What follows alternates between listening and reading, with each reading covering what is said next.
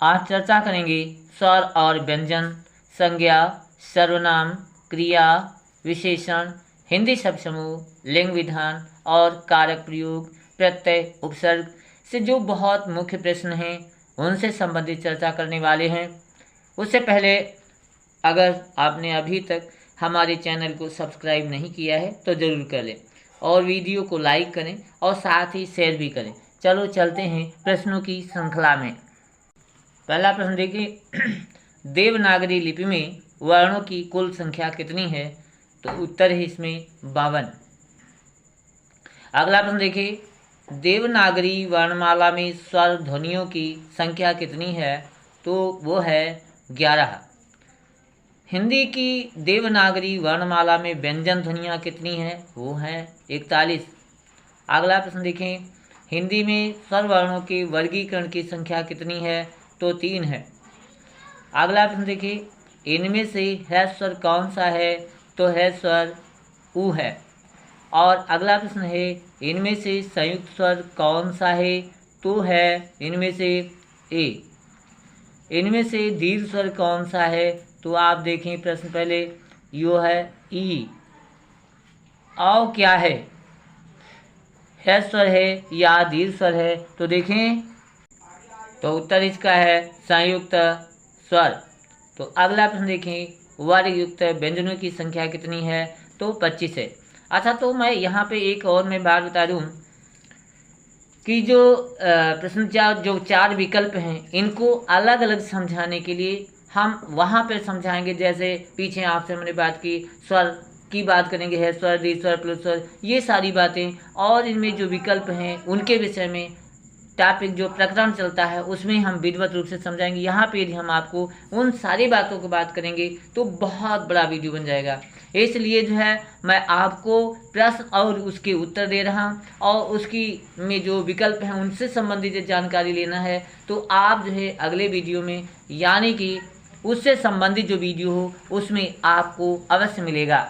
चलो अच्छा, अगला प्रश्न देखें, वर्गेतर व्यंजनों की संख्या कितनी है?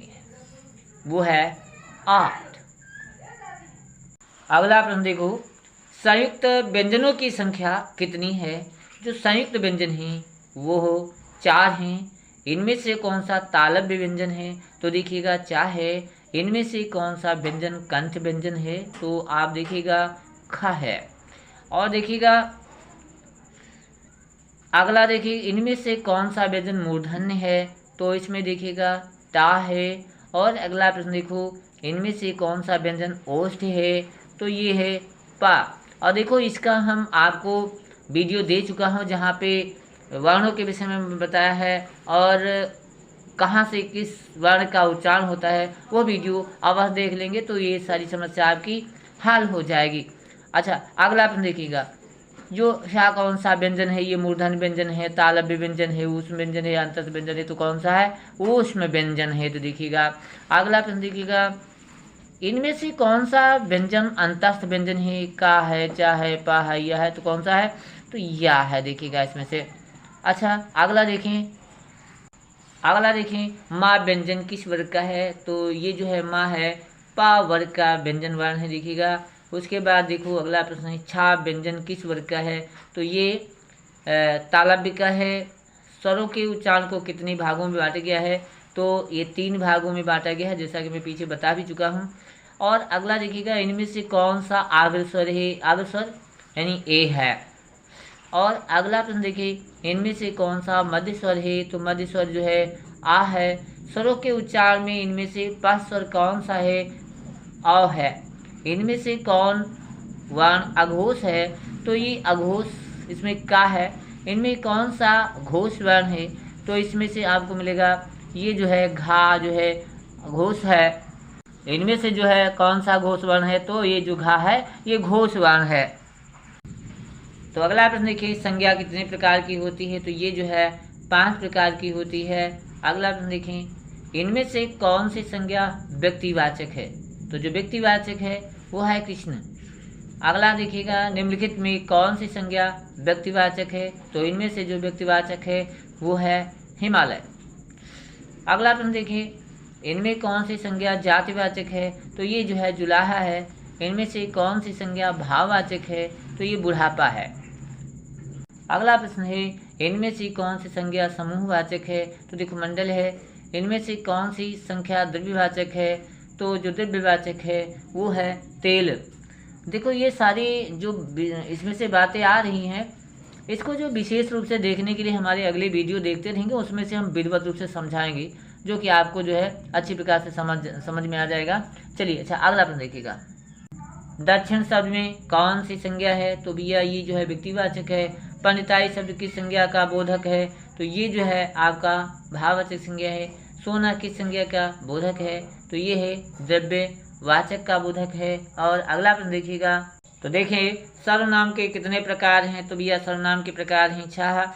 कुछ शब्द किस सर्वनाम का जो है बोधक है? वो है जो है अनिश्चय वाचक का बोधक है। ये है कोई नया काम नहीं वाक्य में ये किस सर्वनाम सर्वनाम है? वाक्य में ये किस सर्वनाम है? तो देखिएगा ये जो लिखा हुआ ना, इसमें जो है निश्चय वाचक है। ये कोई नया काम नहीं है, इसमें जो है ये के लिए पूछा गया है, तो ये जो है निश्चयवाचक है। और देखो अगला प्रश्न आप देख रहे हैं, रोटी मत खाओ क्योंकि वह जली है।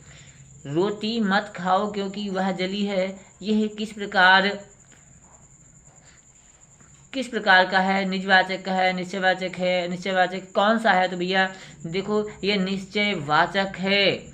और देखो अगला प्रश्न देखिएगा, तुम क्या कर रहे हो वाक्य में क्या किस सर्वनाम का है बोधक है? तो ये जो है आपका है प्रश्नवाचक का बोधक है। तो अगला प्रश्न भी यह है, जो ना करे सो थोड़ा है वाक्य में जो और सो कौन से सर्वनाम? तो इसमें देखिएगा ये जो है संबंधवाचक है। तो अगला प्रश्न देखिएगा, कुरूपता किस वर्ग में आएगा? तो ये कुरूपता जो है संज्ञा में आएगा। ये मेरी छोटी बहन है में ये किस वर्ग का है? ये सर्वनाम वर्ग का है। तो अगला देखिएगा है, निम्नलिखित वाक्य में रेखांकित शब्द का सर्वनाम क्या है? हम ऐसा क्यों नहीं कर सकते? ये पुरुषवाचक सर्वनाम है। निम्नलिखित वाक्य में रेखांकित शब्द का सर्वनाम क्या है? ये मेरा छोटा भाई अशोक है, ये पुरुषवाचक है। अगला प्रश्न देखिए, मैं आप ही चला जाऊंगा रेखांकित शब्द का सर्वनाम क्या है? तो इसमें जो सर्वनाम है वो है निजवाचक। अगला देखिए जो प्रश्न है, कौन खा रहा है? कौन खा रहा है? तो कौन के नीचे जो लाइन खींचिए ना, तो इसमें देखिए ये कौन खा रहा है रेखांकित शब्द का सर्वनाम पूछ रहा है, तो ये जो है प्रश्नवाचक है। उसके बाद प्रश्न है, मेरा एक कुत्ता है जो नेपाल से लाया गया है, रेखांकित शब्द में सर्वनाम है, क्या भैया सर्वनाम है? तो देखो इसका उत्तर है संबंधवाचक है। संबंधवाचक है। जो कमाएगा वही खाएगा, रेखांकित शब्द में कौन सा सर्वनाम है? तो देखो बार बार बताने की भैया जरूरत नहीं, ये सारे जो है वीडियो आगे आपको मिलेगा उसे ज़रूर देखेंगे, जिससे आपको ये सारी चीज़ें स्पष्ट हो जाएंगी। यहाँ पे इसलिए मैं दे रहा हूँ कि आपको कौन कौन सी आवश्यक चीज़ें हैं जो आगे आपको अवश्य देखना है, तो अगले वीडियो में आपको विधिवत रूप से मिल जाएगा। इसलिए जो है वीडियो आगे की भी देखते रहिएगा। अच्छा अगला प्रश्न देखो। अगला प्रश्न भैया, क्रिया के मूल रूप को क्या कहा जाता है? धातु कहा जाता है। अगला देखें, मूल रूप से क्रियाओं के भेद कितने हैं? तो वो हैं 2। संयुक्त क्रिया के कितने भेद स्वीकृत हैं? वो हैं 11। मैं खेला करता हूँ वाक्य में संयुक्त क्रिया का कौन सा प्रकार है भैया? तो देखो इसमें है अभ्यास बोधक है। देखो अगला प्रश्न देखिएगा, वह बोल सकता है वाक्य में संयुक्त क्रिया का कौन सा प्रकार है? तो ये है शाक्ति बोधक। अगला प्रश्न है, तुम्हें यह काम करना चाहिए वाक्य में संयुक्त क्रिया का कौन सा प्रकार है? ये है आवश्यकता बोधक। अगला प्रश्न है, वो खा चुका है वाक्य में संयुक्त क्रिया का कौन सा प्रकार है? समाप्ति बोधक। अगला है, मुझे जाने दो वाक्य में संयुक्त क्रिया का कौन सा प्रकार होगा? अनुमति बोधक। पानी बरसने लगा, वाक्य में संयुक्त क्रिया का कौन सा प्रकार है? ये है आरंभ बोधक। फिर है टहलना स्वास्थ्य के लिए अच्छा है, संयुक्त क्रिया का कौन सा रूप है? तो ये भैया है क्रियावाचक। उसके बाद देखो क्रियाओं के व्यापार की निरंतरता के वर्तमान काल के कितने रूप हैं? तो इसके रूप जो है 5 हैं। अगला प्रश्न देख रहे हैं आप, क्रियाओं के व्यापार की समाप्ति का बोधक भूतकाल के कितने भेद हैं? तो भैया उत्तर है 6। भविष्य काल की क्रियाओं के कितने रूप हैं? इसके हैं 3 रूप हैं। मैं पढ़ रहा हूँ, वर्तमान काल की क्रिया का कौन सा रूप है? तो देखिए तात्कालिक वर्तमान। विशेषण के कितने प्रकार हैं? तो विशेषण के 4 प्रकार हैं। अगला प्रश्न है, काल स्थान दशा एवं आकार आदि दर्शन हो तो उसे कौन सा विशेषण कहेंगे? तो इसका उत्तर है गुणवाचक विशेषण। कैसा घर है, वाक्य में कौन सा विशेषण है? यह है सार्वजनिक विशेषण। तोला भर सोना में कौन सा विशेषण होगा? तो परिणाम बोधक होगा। 25 लड़के थे, कौन सा विशेषण है? यानी संख्यावाचक विशेषण है। सब कुछ नष्ट हो गया तो कौन सा विशेषण होगा? इसमें संख्यावाचक और अनिश्चित संख्यावाचक है। 50 किस प्रकार का विशेषण है? तो देखो भैया 50 जो है संख्यावाचक विशेषण है। तो अगला देखिए ये है, हिंदी शब्द समूह के वर्गीकरण के कितने भेद हैं? हिंदी शब्द समूह के वर्गीकरण के कितने भेद हैं? तो इसके भैया 4 हैं। और देखो आदमी किस भाषा का शब्द है? तो ये जो आदमी है वो फारसी भाषा का शब्द है। अगला देखो भैया प्रश्न दिया हुआ है, लीची किस भाषा का शब्द है? ये देखो भैया चीनी भाषा के शब्द है। ध्यान रखेंगे, रिक्शा किस भाषा का शब्द है? तो भैया रिक्शा जो है जापानी भाषा का शब्द है। ट्रेन किस भाषा का शब्द है? तो ये भैया ट्रेन जो है जर्मन भाषा का है। अगला प्रश्न देखिए, आमलक किस भाषा का शब्द है? देखो आमलक जो है ना वो तत्सम शब्द का है भैया। देखो अगला कोष्ठागार किस भाषा का शब्द है? ये जो है तत्सम है। और देखो अगला है अच्छवाट किस भाषा का शब्द है?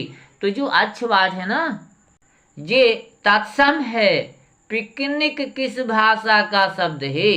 जो पिकनिक है ना फ्रेंच भाषा का है। बिस्कुट किस भाषा का शब्द है?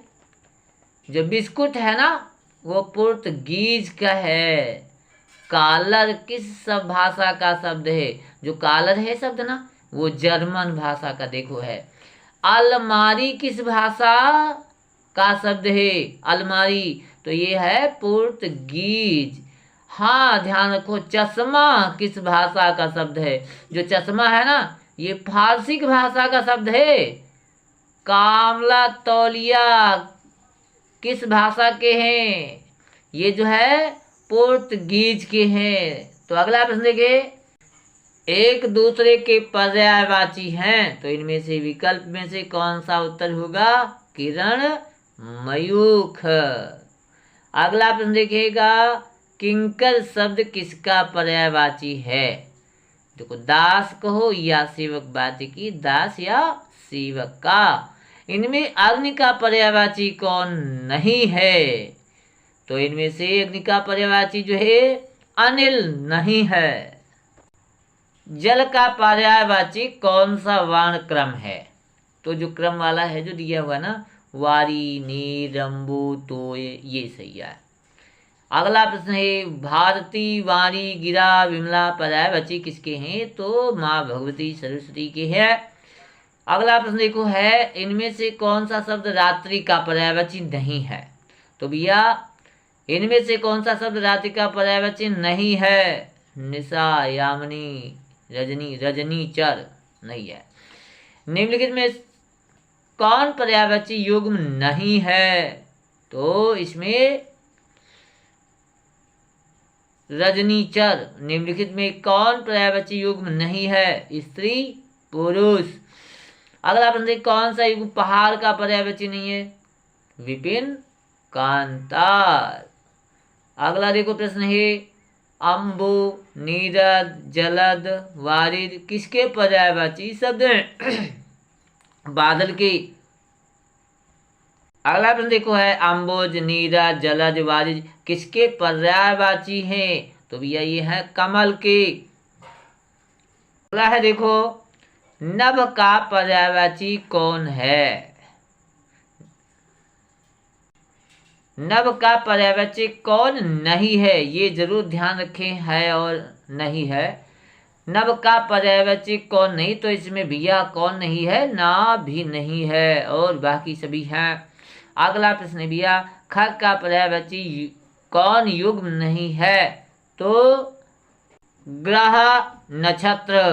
अगला देखो प्रश्न है जलधि, नीरधि, अम्बुधि, तोयधि पर्यायवाची हैं किसके? समुद्र के हैं। अगला देखो प्रश्न है सूर्यतरु, परिजात, कल्पद्रुम, कल्पतरु पर्यायवाची किसके हैं? कल्प वृक्ष के हैं। अच्छा फूल का पर्यायवाची कौन है? इसमें से देखो पंकज है। कौन सा युग्म पार्वती का पर्यायवाची नहीं है? भारती और वारी। अगला प्रश्न देखो है कौन सा युग्म गणेश का पर्यायवाची नहीं है? इसमें से तो है पुष्प, दंत, ब्रज, दंत। अगला देखो है मनमत, मनोज, कंदर्प, अनंग पर्यायवाची हैं। तो ये किसके हैं? ये हैं भैया कामदेव के जो है पर्यायवाची हैं। गुच्छा समूहवाची शब्द का प्रयोग किसमें है इनमें से? तो भैया फलों या चाबियों का गुच्छा। अगला प्रश्न है संग्रह समूहवाची शब्द का सही प्रयोग किसमें है? तो भैया ये तो सभी सही हैं। अगला है देखो टुकड़ी समूहवाची शब्द का सही प्रयोग बताइएगा। सेना की टुकड़ी। अगला देखो संघ समूहवाची शब्द का गलत प्रयोग किसमें है? देखो वानर संघ। अगला है मंडल समूहवाची शब्द का गलत प्रयोग किसमें है? ऊंटों का मंडल। अगला देखिएगा पंच तत्व समूहवाची शब्द से किन तत्वों का बोध होता है? तो पृथ्वी, जल, तेज, वायु, आकाश। फूलों का समूह से किस वस्तु का बोधक है यानी बोध होता है? फूलों का समूह से किस वस्तु का बोध होता है? गुलदस्ता से। आम के पेड़ों के समूह से किसका बोध होता है? आम का बगीचा या अमराई। दल समूहवाची शब्द का गलत प्रयोग किसमें है? देखो तो ये है आपका जानवरों का दल। अगला प्रश्न देखें तो भैया अगला प्रश्न देखो लिंग का अर्थ होता है चिन्ह। इसमें कौन सा शब्द उभय लिंग का? देखो कल। निम्नलिखित तद्भव शब्दों में पुल्लिंग शब्द कौन सा है? देखो कपड़ा। निम्नलिखित तत्सम शब्दों में स्त्रीलिंग शब्द छांटिए। तो इसमें से छांटेंगे तो दामिनी है। टीका शब्द का लिंग क्या होगा? तो टीका जो है ये उभयलिंग है। पानी शब्द का लिंग कौन सा होगा? पुल्लिंग है ये। आंसू शब्द में कौन सा लिंग है? यानी आंसू शब्द का लिंग क्या है? वो है पुल्लिंग। दही शब्द का लिंग है पुल्लिंग। मोटापा शब्द का कौन सा लिंग है? ये भी भैया पुल्लिंग है। इनमें से कौन शब्द स्त्रीलिंग है? जो देख रहे हैं इसमें बाढ़। इनमें से कौन शब्द स्त्रीलिंग है? तो स्त्रीलिंग जामुन स्त्रीलिंग है। हिंदी में कितने कारक होते हैं? तो हिंदी में कारक 8 होते हैं। अधिकरण कारक की विभक्ति क्या है? तो भैया सप्तमी है। कर्म कारक का चिन्ह क्या है? कु है। इनमें से देखिएगा संबंध कारक की विभक्ति बताइए क्या है? षष्ठी विभक्ति होती है। तृतीया विभक्ति में किस कारक का प्रयोग होता है? तो करण कारक का प्रयोग होता है। चतुर्थी विभक्ति में किस कारक का प्रयोग होता है? तो ये भैया संप्रदान कारक का प्रयोग होता है। कर्म कारक की विभक्ति बताइएगा। तो जो कर्म कारक में जो विभक्ति होती है वो द्वितीया होती है। अगला प्रश्न देखिए प्रथमा विभक्ति में किस कारक का प्रयोग होता है? तो देखो भैया इसमें जो प्रयोग होता है कर्ता का प्रयोग होता है। तो जो ये प्रश्न आप अभी देख रहे हैं, ये भी जो है जहाँ पे हम कारक प्रयोग सिद्धि बताएंगे वहाँ पे विधिवत चर्चा कर देंगे। ये तो बहुत आसान सरल प्रश्न चल रहे हैं, वहाँ पे और भी विधिवत जानकारी आपको, उनके सूत्र क्या होते हैं, उनके नियम क्या होते हैं, उनके चिन्ह क्या होते हैं, ये सारी जानकारी जो आपको वीडियो मिलेगा कारक का, वहाँ पे आपको विद्युत से मिल जाएगा। अगला अपन देखो है अपादान कारक में किस व्यक्ति का प्रयोग होता है, तो ये भी अपंचमी है। संप्रदान कारक का चिन्ह बताइए, तो इसका होता है के लिए। कर्ता कारक का चिन्ह क्या होता है, नहीं होता है। निम्नलिखित में कौन वाक्य कर्ता कारक का है, देखो इसमें से कर्ता कारक जो वाक्य है, राम ने बहुत काम किया। निम्नलिखित में कौन सा वाक्य कर्म कारक का है, तो इसमें जो है पिता ने पुत्र को बुलाया। अगला देखो प्रश्न है कारण कारक का चिन्ह से का सही प्रयोग जो है बताइए, उसमें से क्या है, कलम से लिखा, ये होगा। और अगला देखिए प्रश्न है निम्नलिखित में कौन सा वाक्य संप्रदान कारक का है, तो ये जो आप देख रहे हैं ना, इनमें से जो है यह पुस्तक राम के लिए है, ये है संप्रदान कारक का। अगला प्रश्न देखिए निम्नलिखित में अपादान कारक का चिन्ह से का प्रयोग किसमें गलत है, तो इसमें देखिए बंदूक से गोली मारी, जो है ये आप देख रहे हैं, ये बंदूक से गोली मारी इसमें।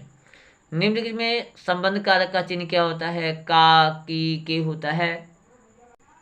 इसमें कौन सा वाक्य संबंध कारक का नहीं है, तो इसमें जो है तुम उसको नहीं जानते, ये होगा। इनमें कौन वाक्य अधिकार कारक का नहीं है, तो देखो भैया इसमें ये आया तो था पर खाया नहीं। अगला प्रश्न देखो इनमें कौन सा वाक्य संबोधन का नहीं है, तो ये इसमें जो है तुम्हारी गायें कहाँ चरती हैं, ये वाला होगा। संबोधन का जो चिन्ह क्या होता है, हे, हो, रे, रे, भो, ये सब होते हैं। अच्छा, कर्ण कारक का चिन्ह क्या होता है, कर्ण कारक का चिन्ह होता है से द्वारा, साथ से के अर्थ में। अपादान कारक का चिन्ह क्या होता है, से अलग होने के अर्थ में।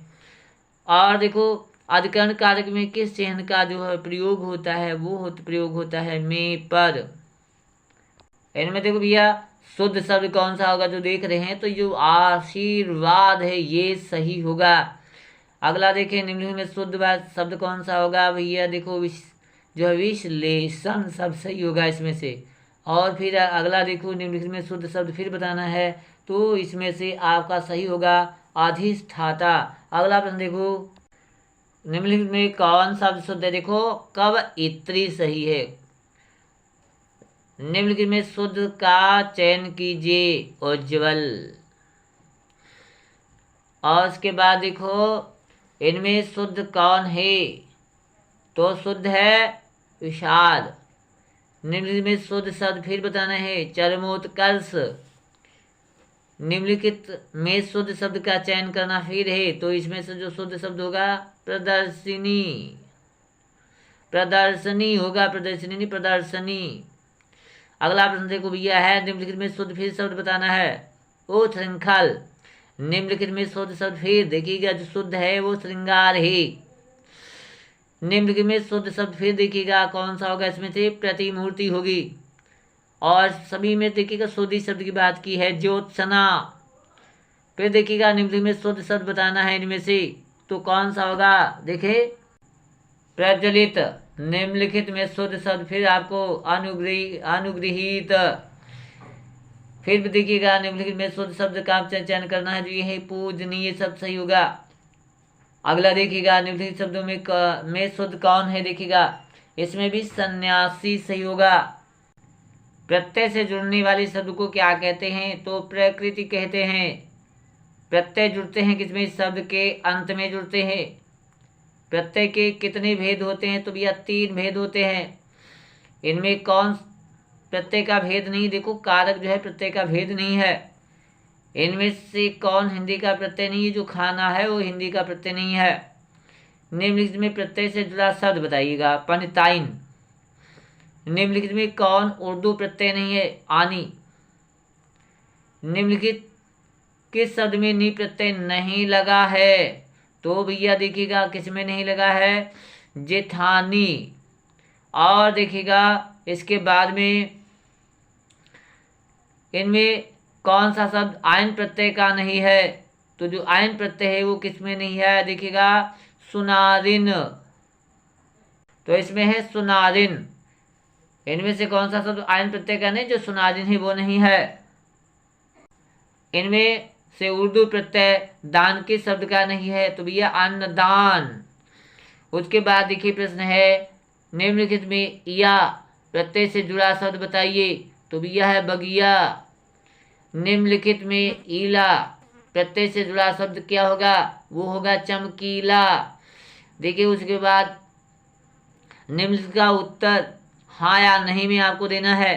पुल्लिंग से स्त्रीलिंग बनाने वाले प्रत्यय के स्त्री प्रत्यय कहते हैं, ये सही है हाँ। उसके बाद देखिएगा, क्या प्रत्यय उपसर्ग द्वारा शब्द का निर्माण होता है, हाँ होता है। उसके बाद देखिए,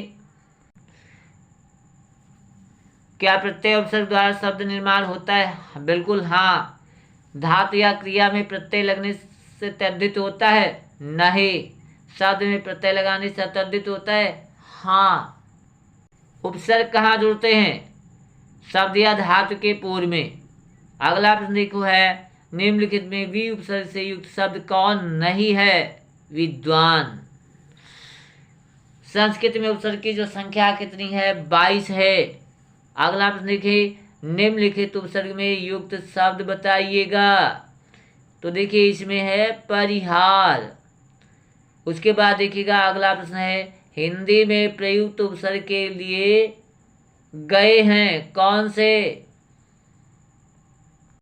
हिंदी में प्रयुक्त उपसर्ग लिए गए हैं, तो देखिए कौन से हैं, हिंदी, संस्कृत एवं विदेशी भाषाओं से। अगला देखिएगा, हिंदी में उपसर्गों की संख्या कितनी है, 16 है। अगला प्रश्न है, इनमें से उपसर्ग का कार्य कौन नहीं है, तो ये है शब्द या धातु से किसी प्रकार का अर्थ ना निकलना। अगला देखिए, निम्नलिखित में परा उपसर्ग किस शब्द से जुड़ा है, देखो पराभव। निम्नलिखित में अनुपसर्ग किस में नहीं जुड़ा है, तो भैया अन्योन्याश्रित में नहीं जुड़ा है। अगला देखिएगा, हिंदी का अन उपसर्ग किस में नहीं लगा है, पुनः सुने, हिंदी का अन उपसर्ग किस में नहीं लगा है, तो किस में नहीं लगा है, सब देखिए वो है अन्वेषण। और उसके बाद देखिएगा प्रश्न है, निम्नलिखित शब्दों में उपसर्ग किस में नहीं लगा है, तो भैया उपर्युक्त। और अगला है, उर्दू में उपसर्गों की संख्या कितनी मानी गई है, तो उर्दू में मानी गई है 19। अगला प्रश्न देखिएगा, निम्नलिखित शब्दों में उर्दू का ला उपसर्ग किस में नहीं लगा है, तो भैया नहीं लगा है, किस में नहीं लगा है, देखिएगा सब देखिएगा, लालसा। उसके बाद अगला प्रश्न है, निम्नलिखित शब्दों में उर्दू का ना उपसर्ग किस में नहीं लगा है, तो नारायण। निम्नलिखित शब्दों में उर्दू का सर उपसर्ग किस में नहीं लगा है, तो सरसिज में नहीं लगा है। निरहंकार शब्द में कौन सा उपसर्ग लगा है, तो निर। उसके बाद देखिएगा, निम्नलिखित का उत्तर हाँ या नहीं में देना है। क्या उपसर्ग से परिवर्तन होता है, हाँ, उत्तर हाँ। क्या उपसर्ग और प्रत्यय द्वारा शब्द निर्माण होता है, हाँ। तो भैया यहाँ पे मैंने सूक्ष्म जानकारी के लिए ये बातें कर दी। इसके बाद आप विस्तृत आप अगले वीडियो में आपको मिलता रहेगा। जैसे देख रहे हो, स्वर क्या है, इसके विषय में पूरा, व्यंजन क्या है, संज्ञा, सर्वनाम, क्रिया विशेषण, तो इन सब के बारे में विधिवत रूप से अलग अलग वीडियो आपको मिलते रहेंगे। इसलिए आप प्रत्येक वीडियो को आप देखते रहिएगा।